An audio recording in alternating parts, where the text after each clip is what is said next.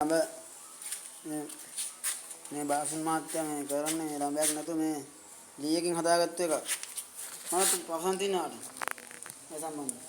මේ පුතා මේ ඉස්සර කාලේ ළඹ තිබ්බේ නෑ. මේ වගේ අයිටම් භාවිතා කරලා තමයි මේ හැම දෙයක්ම හරියට කරේ. අපි පරණ පුස්කොළ පොතක තිබ්බේ තමයි මේ විදිහේ මම බැලුවේ. අපේ පුස්කොළ පරණ පොතක තිබ්බේ මේ විදිහට අයිටම් බැලලා ළඹයක් හදාගත්තා.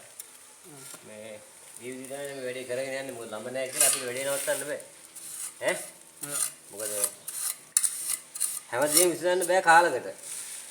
ඈ ඉස්සර තමයි කාලකට විසඳ දැන් භාගයක්ක් තියෙනවා. ඉතින් අපි අහල ලස්සනට සහැල්ලුව සරලව මේ ළඹේ කොහමද මේ නිවසට ගෙන්නනවද නැත්නම් කොහොම කුරිය කරනවද මේ ළඹේ? කුරිය නොමිලේ. මේ අපි ගොඩාක් දේවල් නොමිලේ තමයි කරන්නේ.